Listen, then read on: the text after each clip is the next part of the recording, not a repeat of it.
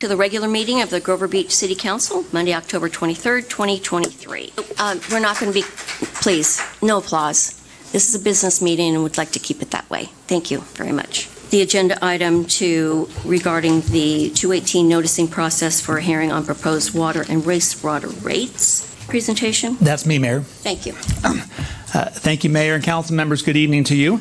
Item 8 before you is to start a new Proposition 218 noticing process for holding a public hearing on water and wastewater rates on December 11th. Just to back up, the utility rate study was presented to your council on September 5th, with subsequent council action on September 25th to begin a Proposition 218 noticing process for holding a public hearing on November 13th. As part of the noticing, the notices go out to property owners pursuant to Proposition 218 and also are sent out to account holders of record for the property.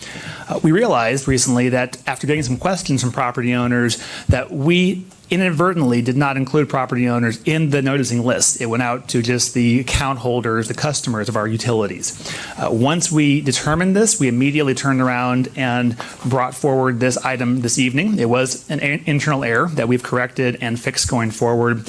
So with this item, we do recommend council approval of a new Proposition 218 noticing process for holding a public hearing on December 11th. So essentially 1 month after the original hearing date.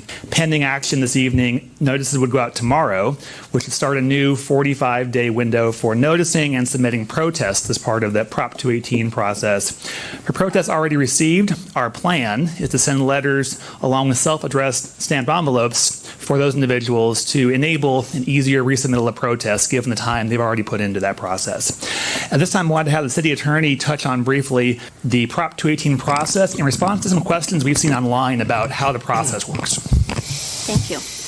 Thank you, City Manager, Mayor, and Council. This process was created by the development and approval of Proposition 218, which is embodied in 13C and D of the California Constitution. Functionally, all California agencies that adopt fees or either impose those fees as new fees or increase them are required to go through this process. Functionally, what we do is identify all the parcels in the city that would be subject to this fee. Once we've identified that, then the amount of the fee proposed to be imposed on each process is calculated in a form through a fee study, which we had done. The agency then provides a written notice by mail with the proposed fee or charge to the record owners of each identified parcel. Now, we also do an additional thing, and that is to identify tenants or individuals on our roll of people who have water accounts with the city, and we also send those notices to them. When we get those notices returned, we only allow one vote. And if we were to get one from both the property owner and the tenant, typically under the Prop 218 process, the owner's vote would count. If we get it just from the tenant, we would count the tenants. The notice includes the amount of the fee or charge proposed on each parcel, the basis upon which our fee or charge was calculated, the reason for why we're doing this fee increase or charge, and the date, time, and location of when the public hearing will be for the proposed fee or charge. The agency, at the time that it conducts the public hearing on the proposed fee or charge, it's usually not less than 45 days after the notice goes out. So there's a period of time within which the public can obtain this notice, ask questions, and find out more information if they desire to do so, and to give them time to get a written protest in. Property owners who do wish to object to this, they must submit a written notice or protest up to and including the end of the hearing that is conducted by the council that is identified within the notice. If a written protest against the proposed fee and charge are presented by a majority of the owners, that would be 50% plus one, then the agency would not be able, under the Prop 218 in the Constitution, to in fact adopt this fee. If the during that public hearing, those protests will be counted. It will be done in public, so this is not a secret matter of any kind or process. And at that end, the city clerk will give an announcement as to whether it meets the threshold of 50.1% of the number of parcels of properties within the city. If at that point in time there's not a qualified protest, you would have the ability then to deliberate and decide whether you want to, in fact, adopt these increases in fees. So that's my summary as quickly as I could get through it. So if you have any questions. Thank you. I'm wondering if we couldn't just utilize those rather than returning them and having people to have to, resubmit them and so on. I think the answer to that question is the Prop 218 requires that you cannot hold the public hearing any less than 45 days from when you mail it. No prohibition at all within the proposition as to whether you want to include or extend that. So therefore, if it's the wish of the council, I think there's an argument that can be made that we can reserve those and keep them in the pot. They are property owners or they are qualified. If they're qualified protest, then theoretically they can't vote twice. And if they do, we would discard one of them. But assuming that they're going to be the same, we would then put those into the pot and you could count them. Along with all the others that we received subsequent to tomorrow's distribution of the new notice. Thank you. How do my I agree. fellow council I people? agree with that. Yeah, that would be totally fine with me. It would just be a lot easier. Saves a lot of work. There's no sense in having to do that twice. No. Okay, very good. Do we need a motion or just consent? Well, I guess we're going to hear public comment, and then we'll come back, and I don't know if you're going to need a motion or just direction, but Just on that particular. on that particular item. I think there's a consensus of the council that you want to conduct it that way. Staff understands. Okay, very good. Thank you. First up, we're going to ask Jeff English. He is the general manager for Central Coast Blue. Mayor Bright, members of council, good evening. Good evening. Thank you. I am Jeff English. I'm the general manager for the Central Coast Blue Regional Recycled Water Authority. I even stumble over that sometimes. It's my intent to come tonight not to talk about the true Proposition 218 notification, but to provide some clarifying information about the Central Coast Blue project. Vetting a public project by the community is an important and necessary part of what we do, and those comments are welcome, and people looking at our projects is important. I do encourage folks, however, to feel free to contact me directly if you need more information about this project. We have a website. Most of the information is available on the website. Can provide a lot of clarifying information. I also have an office. I'm part-time, but I'm across the street. Be happy to speak with anybody anytime about the project and provide you with information. I was provided with a copy of a mailer that went to the homes here in town, and I just wanted to provide some clarifying information about that mailer. And I have in my packet here, and I'll hand this to staff, that shows the towns that will, the roads within town that will be paved. Or where water lines will go through recently paved locations.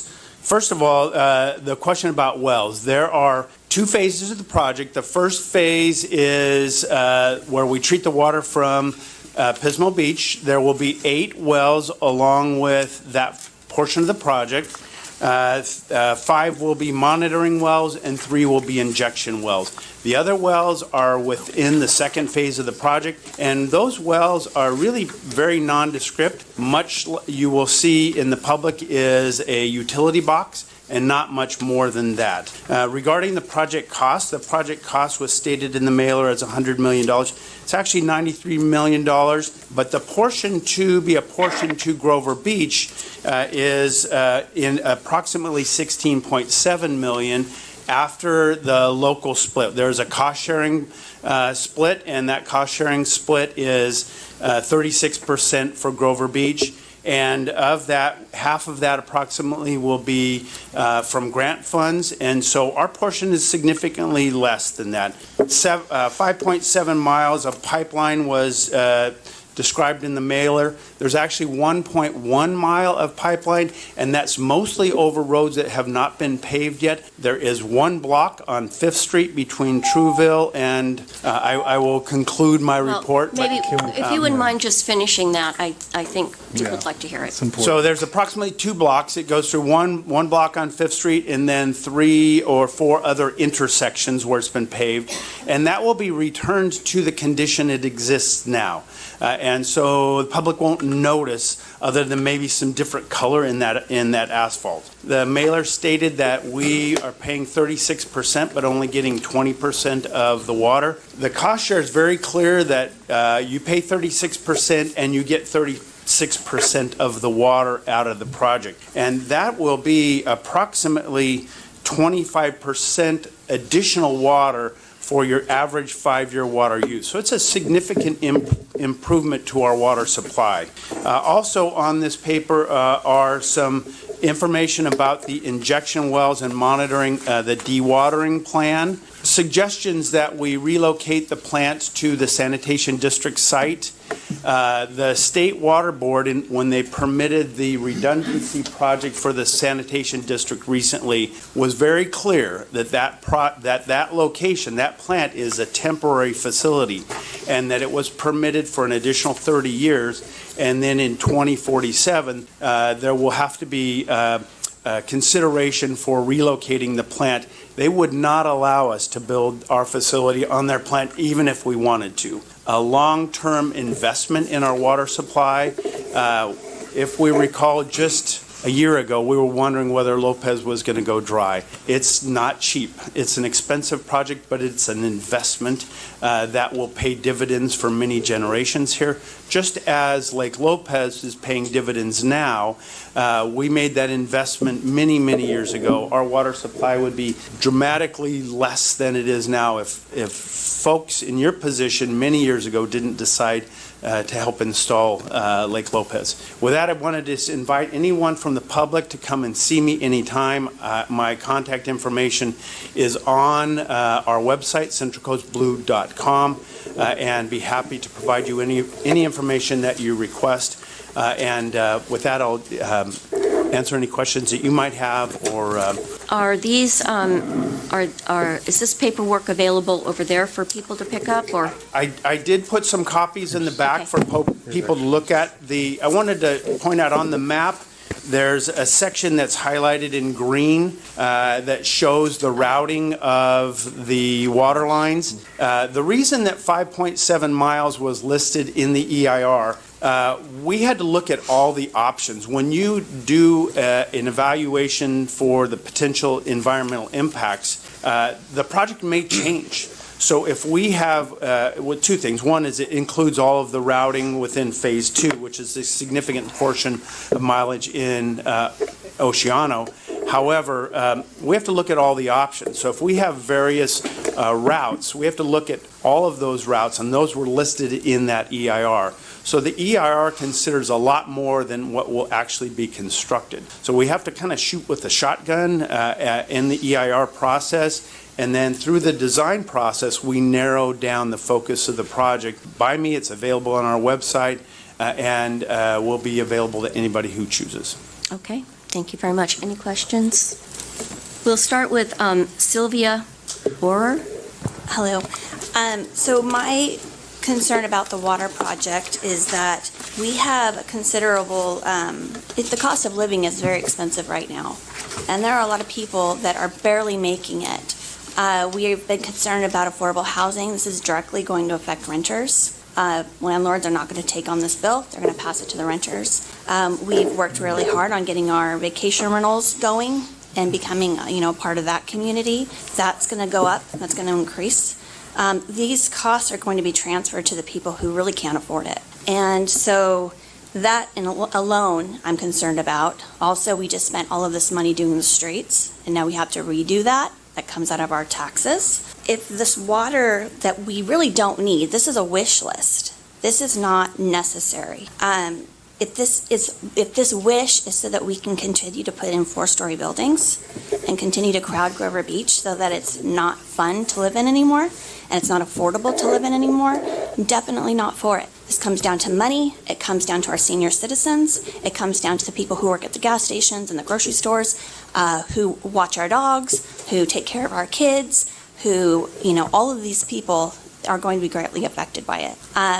And then I haven't looked into it, but I would really like to know where all the marijuana money is going. So I haven't really been able to see it. I know that our police department has greatly, benefited from it. I'm not sure where all the other money is going. So I feel like that should be talked about, and how much of that is going towards this project, because that's supposed to benefit us as citizens. Next, Ken Lehman. How long did it take to discuss that report? Excuse me, I'm going to read my comment. It's a letter because I'm not the greatest speaker, but Grover Beach City Council, after reading the New Times article with regards to the water rates that are about to hit not only Grover Beach, but as well will include Arroyo Grande, Pismo Beach, and Oceano. All our area water rates will be increased for a proposed 5-year Central Coast Blue Water Project. This proposed 5-year project and beyond cost is another story in itself for our Grover Beach citizens. We will be paying bills for this project. We are told by our city council,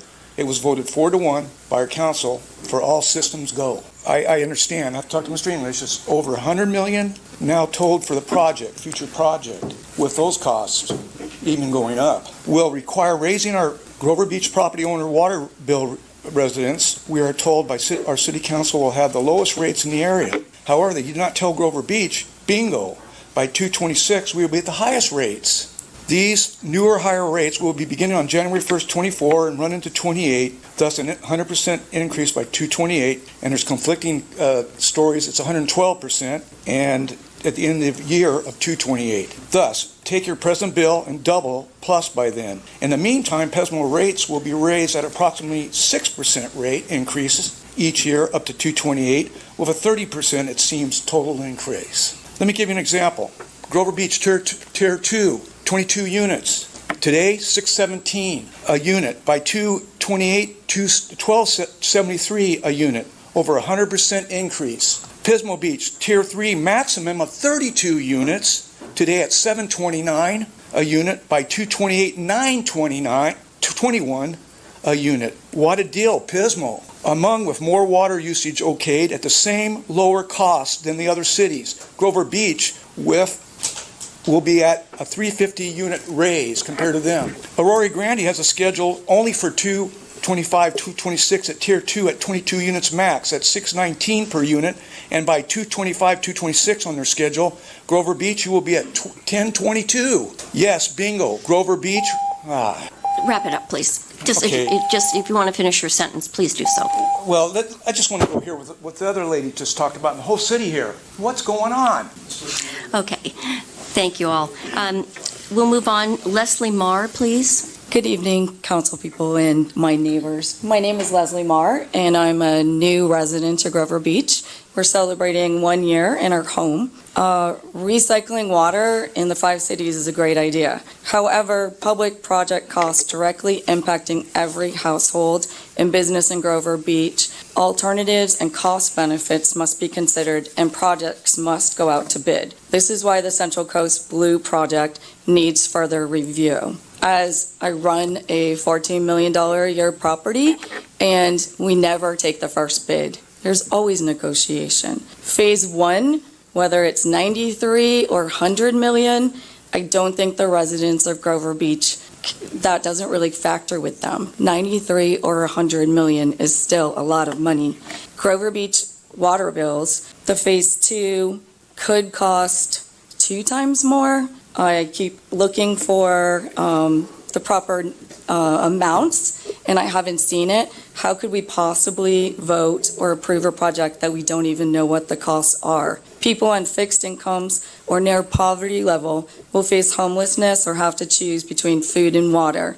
This is going across the country, and we need to be very mindful of that. People and businesses will have to leave. Pismo approved on October 17th a 5% increase. So, of course, addressing it, but also trying to keep it reasonable. There's alternatives that yield all the benefits at the fraction of the cost if we do what is recommended by every engineering study, including the WSC, the leading engineering firm for Central Coast Blue project. Although I've only been here a short time, I've been reading.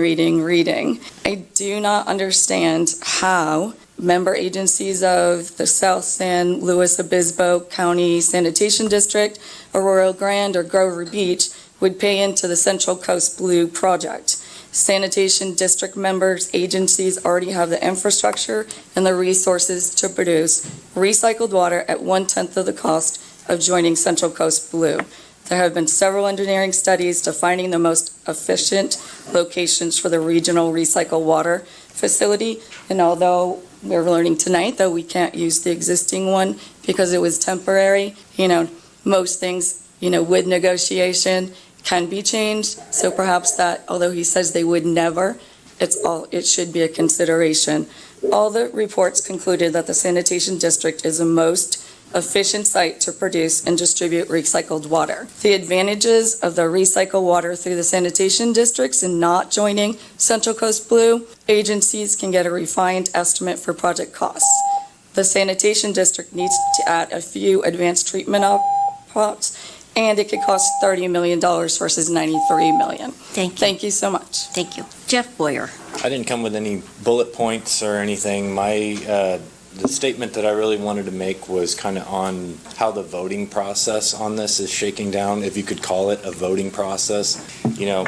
I feel like the job of the city council is to represent the voices of the people who elected them. And I think the best way to do that would be to give an honest vote, not if you approve, don't say anything, and if you don't approve, send us a letter.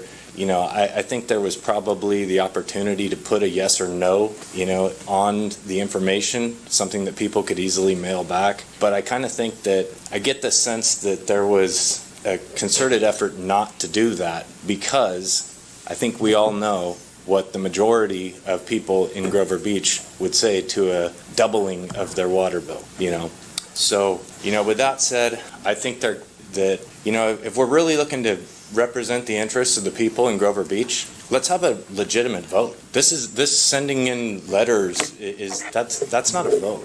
I mean, and it might, follow the legal precedent, but it just, to me, it seems like kind of a way to skirt, to kind of get around, the actual meat and potatoes of it. So that's all I really wanted to comment on, and, I hope that we can get something that is a little more formal in place rather than what we have going on here now. Mayor Bright, City Council.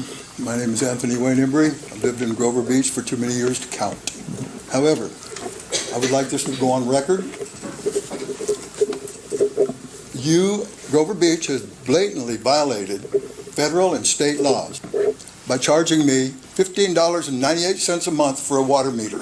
According to California law, I am entitled to a free water meter. According to federal law, I am entitled to a free water meter. You can charge me up to $300 installation fee for a water meter, which can be paid off in one lump sum or 36 payments of $8.98 a month. However, Grover Beach has been charging $15.99 a month to every homeowner on every bill for years upon years upon years since you installed the water meters. This is a blatant violation of federal and state law. I would like to know what you're going to do about it, because obviously it's illegal. I think that you have lost touch with your constituents. I don't believe that you listen to what is being said, because if you did, you wouldn't be imposing 100% increase in the next 5 years. You've got people that can barely make their bills as it is. I am not one of them. I am one of the fortunate ones that could afford to pay, but I don't want to. I don't want you to continue robbing me a little bit every month, period. And I think that if you cannot come up with a solution that satisfies the city, we need to start thinking about a recall on each and every one of you, because you are blatantly taking advantage of the citizens. Catherine Sells. My name is Catherine Sells. I live at 724 Mentone. Mayor, City Council, and you guys, thank you for letting me speak. I'm sure you have read the propaganda being spread by a former mayor. Sending this junk mail to Grover Beach residents is highly inappropriate, and as one resident put it, gathering votes against the city. She and those who support her seem ignorant of the fact that water is not a right, but a privilege. There are many countries in this world that don't have access to potable water. I lived in one for over 8 years. When I lived in a town south of Mexico City, households were given only a few hours per day of clean water flowing into their homes. Even if a household had a cistern to hold more water and the money to buy a truckload of water, they might have to be put on a waiting list to get it. And I say clean water because the water still had to be boiled for 20 minutes to be considered safe. We who had swimming pools used the water from the pool for cleaning at times to save the somewhat clean water for cooking and drinking. Yes, we could afford to buy water, but it wasn't always available. It took the people of Flint, Michigan over 2 years to get somewhat lead-free water. We are very, very fortunate in this country to have clean water delivered to our homes. In some countries, people must walk a mile or more with a jug and hope that the pump has water and then carry it back home. Whatever the price of water, it is worth it. And after working in the welfare system for over 20 years, I know that there are nonprofits out there which can and will help with the bills of lower income residents. Hi, I would just like to say that the water project is totally, I don't agree with it. I think it's a bad thing. The cost to the benefit is bad. And the gentleman that was talking about the method of voting, the deck is stacked in the yes favor. We need to have a vote. You need to send us a thing that we can vote yes or no. Not this thing where if you don't vote, it's a yes. And then if you don't get a message, such as the people that live out of town, which forgot to get something mailed to them, which sounds kind of strange to be, then it's a yes vote. It's the deck is stacked. It's stacked to the yes. So make a fair vote. My name is Marcia Volyanitz. I've lived in Grover Beach since 1992, and I am just joining the majority of the speakers in my support of saying no to this proposal for the water. I'm very concerned about people who are already living on the edge. Rent is sky high. If a property owner has to pay double or whatever the percentage might be for the water, rents will go up, and we're going to look at more homeless people and more people really, really in trouble financially. And in addition to that, I want to speak on behalf of the business owners. I already know one business owner who is leaving because her rent was boosted during the pandemic, and she and her husband simply cannot afford the rent here anymore.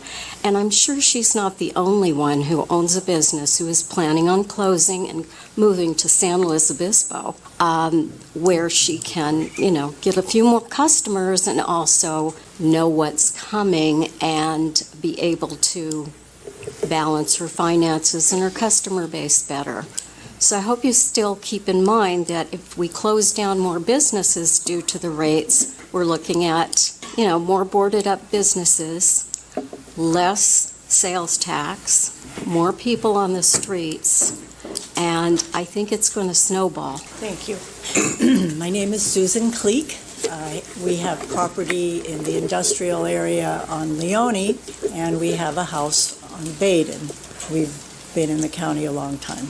We got a letter a few months ago that told us our property on Leone, an industrial area, that we had to put in new septic tanks when we bought it, and we got a letter saying that we now have to hook up to the sewer, and we must do it in 2 years, and we must do this and this. And it was a little bit overwhelming to hear this. Having been in real estate many years, it used to be point of sale and thought perhaps that could be happen. But now, when this came up, and we're not talking maybe a few thousand to more thousands, it's time to say no. And so that's why is to say no. John Clements. Thank you.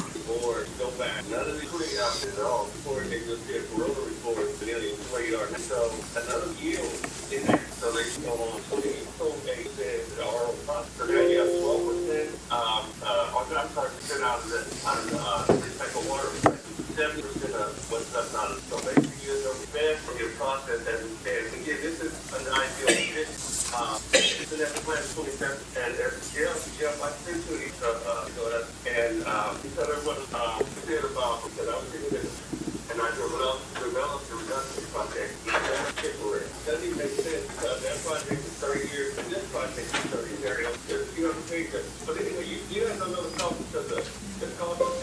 calculated with 2015 engineering software. 93 million, we don't know if it's first and second phase or just first phase alone, and they won't tell us what the second phase cost will be. Yeah, it's only 16 million right now, but what's the cost when you pay the second phase? Is Pivotal even going to participate in paying for the second phase?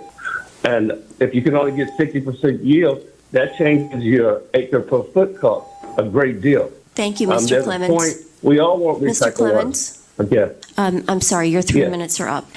We will be having another hearing, though, and you're welcome to either come in or call. Thank you. I'm Debbie Peterson, and I want to thank you for responding to some of the concerns. And I wanted to cover 3 different areas. The first one is why people are up in arms about this. And it's because the project started at $24 million in 2020, and then 3 years later, we found out it's, according to the Grover Beach staff report from September 5th, 2023, it's $99.33 million. The project was supposed to be installed along the railroad lines, but then in June 2023, we found out that it was coming into our newly repaired residential streets. Now, I'm not sure how that all works out, because when I look at the map of the streets and I look at the maps in the EIR addendum, it looks to me like about half of them are impacted. So there's something with the maps or something, but it looks to me like half of them based on the maps that are available. And then in September 23, we discovered that our water bills are going to double, and part of that is to pay to repair those residential streets. The city has already paid. We're paying an additional 9.5% on our property taxes this year, and every year we're paying more to fix those streets. So we don't feel it's right to fix them again.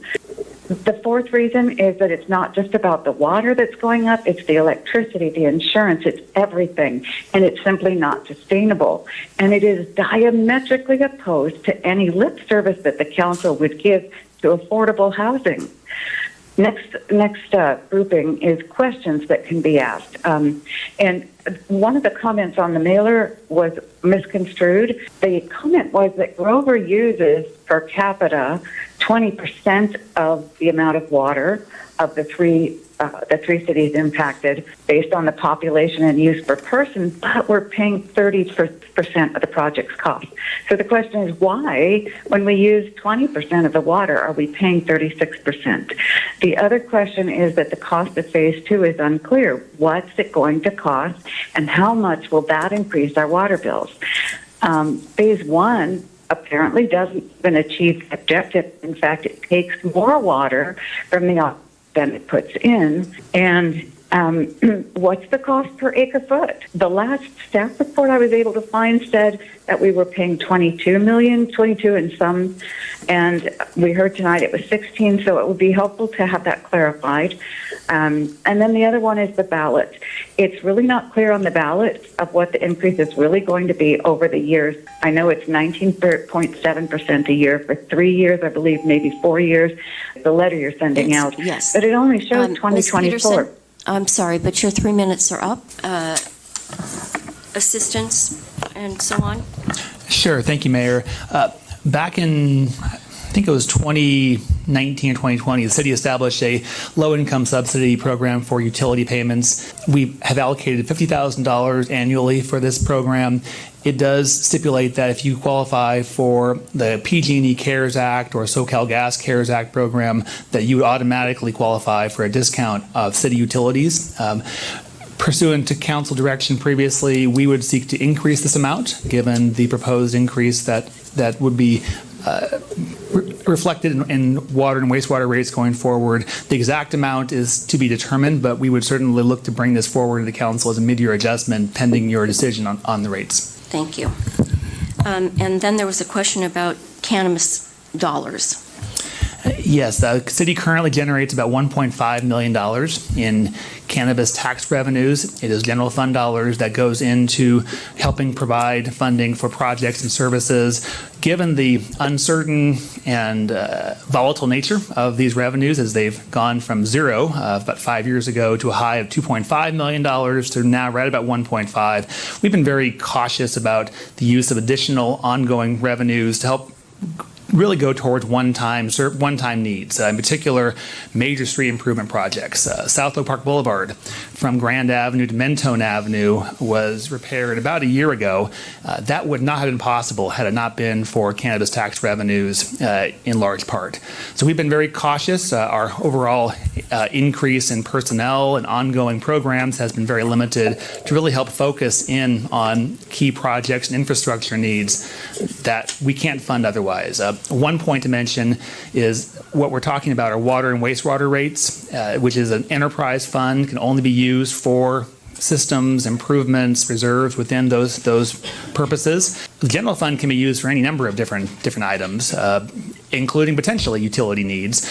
Utility funds cannot be used for major street improvements or other city needs that we have. Thank you. The rates and how they are doubling and will be the highest in the county. Sure, I can speak to this. So currently our rates are the lowest in the county. They are about 60% lower than Pismo Beach. They're even more they're even lower than Oceano, which are higher than Pismo Beach and lower than Arroyo Grande. Our rates have been the lowest for quite some time. What would be contemplated under year one of the increase would be the third lowest rates in the county with the first year increase.